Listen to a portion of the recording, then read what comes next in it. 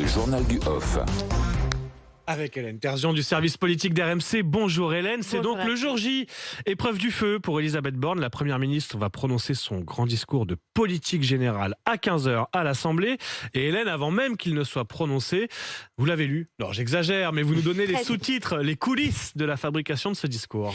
Ce n'est pas un texte écrit la veille pour le lendemain. Voilà ce que nous explique son entourage. On s'en doutait. Toute son équipe s'est penchée sur ce discours calibré pour durer une bonne heure. Sa plume lui a proposé une base en s'inspirant du projet présidentiel et en s'appuyant sur toutes les remontées de terrain des différents conseillers.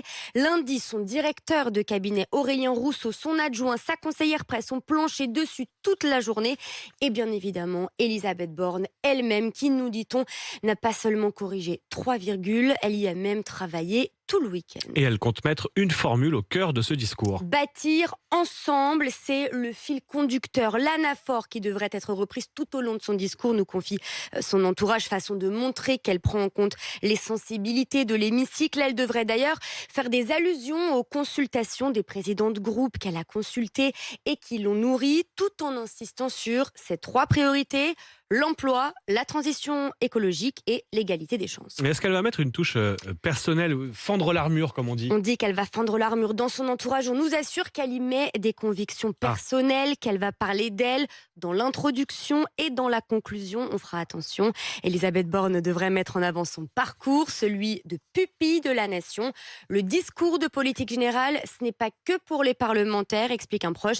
Elle veut surtout se dévoiler auprès des Français. À suivre donc à 15h, ce sera notamment en direct sur BFM TV. Et puis Hélène, un mot sur l'affaire Taha Bouafs, qui a ressurgi hier. Le journaliste militant est sorti du silence. Plusieurs semaines après avoir été désinvesti aux législatives, il était visé par une enquête interne au sein de la France Insoumise pour violences sexuelles. Oui, dans une lettre publiée sur Twitter, Taha Bouafs reproche à LFI de n'avoir jamais été confronté aux accusations dont il fait l'objet et il réclame une procédure juste et équitable. Il épingle particulièrement l'élu Clémentine Autain qui l'aurait poussé à abandonner sa candidature et à cacher les vraies raisons de son retrait. Dans un communiqué, LFI dit ne pas se reconnaître dans sa version d'une partie des faits et comprendre qu'il souhaite pouvoir se défendre. Alors, hormis ce communiqué et une publication de Clémentine Autain hier sur Twitter, moi je peux vous dire que les Insoumis ne se sont pas bousculés pour réagir, pour répondre à nos appels, à nos SMS. Ce que l'on m'explique en revanche, c'est que lorsque les faits ont commencé à sortir, nous étions à quelques jours seulement du dépôt des candidatures pour les législatives en préfecture. Il y avait donc urgence à agir, voilà ce que l'on me dit, d'où vraisemblablement un process très rapide.